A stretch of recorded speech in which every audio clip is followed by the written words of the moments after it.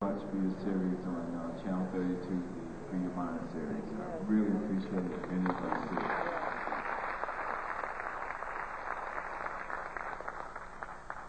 I had one quick question, and I think you started to address it, concerning the Portland baseline curriculum, put in quotes. How successful is that? That was the question. Okay, I'll respond to that in just a moment, but you raised the question for the people, and I need to take this opportunity to request from any of you who enjoy For the People that you respond to something that is now happening to Roosevelt Middleton. They are creating real trouble for him at the station in Columbia, South Carolina, which is the educational television station, and it amounts to censorship.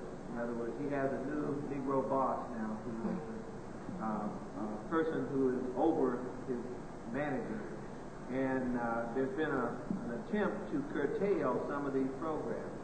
And there was a big rally in Columbia, South Carolina on behalf of Roosevelt and his immediate supervisor, who have created not just the one that you saw that I did, but they have an enormous number of programs, many of which have never even aired yet anywhere, even in Columbia.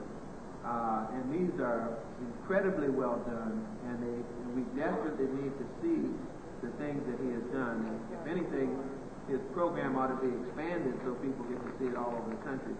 So if you have an opportunity to write and to express your concern over potential censorship at the station, I'm sorry I can't give you the address or even the name of that particular station, but it's the educational television station in South Carolina. ETV is the way it would be listed in Columbia, South Carolina, and give whatever information you can to others. And I just think they ought to be swamped with letters. We've already done that in the Southeast, in Florida, coming out of Miami, and some of us out of Atlanta, and so forth. So that's just an aside. But you asked a question about how this Portland thing has worked. I'm sure that some of you in the audience may not know about what happened in Portland, Oregon, but about 10 years ago, maybe even more than that, 12 years ago, the National Black United Front became a pressure group on the school system to require it to infuse African perspectives into the school curriculum, and others, which they're now doing, Indian, Asian, and others. And the process of producing this document that people call the African Baseline Essay, which is nothing more nor less than a comprehensive story of African people in the world, seen through 6 academic disciplines: art, music, social studies, language arts, science, and mathematics. So they tell the story in those 6 areas from the beginning to the end, from the beginning to the present. And those stories were put together by national and world-class scholars. John Clark, for example, did the social studies essay. Van Sertima was a consultant on that essay. Hunter Adams from Argonne National Laboratory in physics, nuclear physicist, was the author of the science essay. Charcy McIntyre, ethnomusicologist, her husband, ethnomusicologist. Oscar Brown Jr., ethnomusicologist. Julian Newell from the Smithsonian Institute did the music essay. So that's the quality of scholarship that was involved in the production of the essay.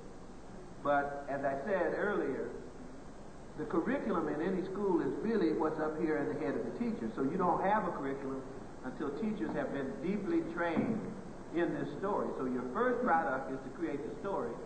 Your second step is to create a knowledgeable teacher corps. And your third step is to produce what people traditionally call curriculum. In other words, there are 2 things that have to happen before you can produce curriculum. Now, Portland has gone through the first step. It has gone part way through the second step. That is to say, 1/3 of the teachers in the Portland Public School have had approximately 18 hours on the curriculum.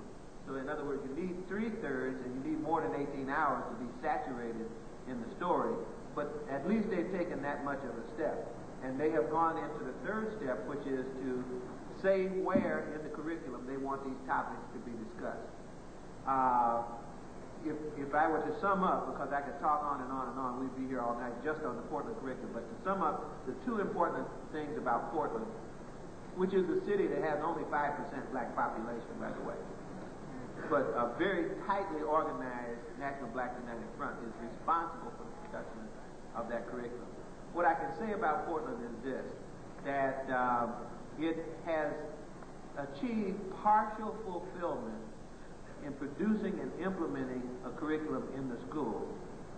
But it has achieved another purpose that they didn't know they were even involved with, but some of us told them that they would, if they would go along with us and get this process in place, that it would become a national model for what to do. And that's exactly what's happened. And even some places have implemented more of the curriculum that Portland created than Portland has.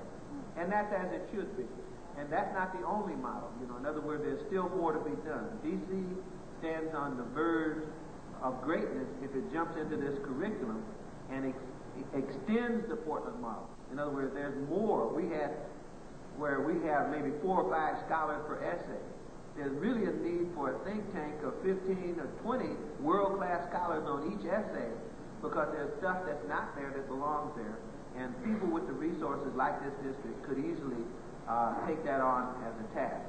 So that's basically where it stands in Portland and the stimulation that it has engendered for others as well. And it can be said that the Portland model has been used in New York in District 9. District 9 in the Bronx has developed a model curriculum with Booker Coleman as one of the leaders of that curriculum, and they used the Portland model. And so it's being implemented, of course, with some political problems, but a document has been devised out of New York.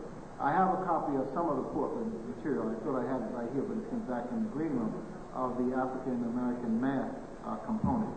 And as Asa said, they provided the baseline data bank information, and then from that, course outlines, curricula, syllabi have to be, lesson plans have to be developed, and that becomes an important thing because that's where the implementation of the data bank material has its impact.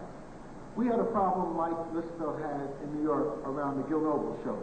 And the best show that we have in New York in terms of getting across an African-centered perspective is the Like It Is program. And they attempted to squash and censor Gil Noble when he did a program on the Palestinian question.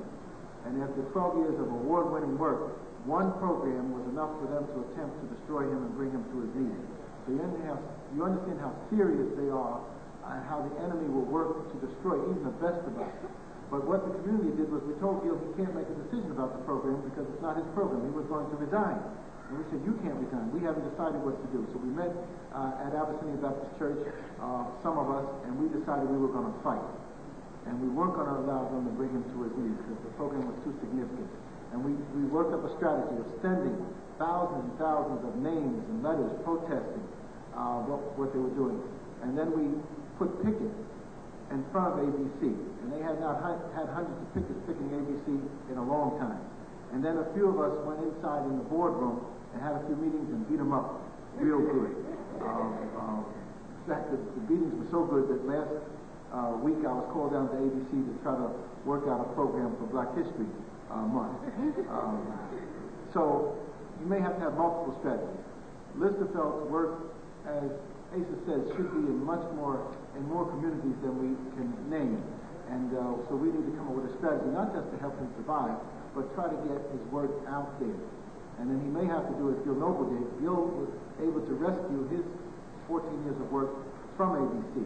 So he's setting up a national black archive with that work and others. We just have to realize how serious we're up against the resistance of our attempt to free our African mind. People have exercised this enormous mind control. And Listerfeld may not have realized what he was doing and putting out Dr. Bannon, Dr. Francis Stress Wells, and Dr. Diop, Dr. Obana on that screen, because these are the people who represent the struggle against the destruction of the African mind. Yes, Sister, your question? I wanted to ask most of our guests questions. First, I wanted to ask Dr. Hillard about where a teacher starts. I'm a teacher and the daughter of a teacher, the husband's a teacher, so of course, the common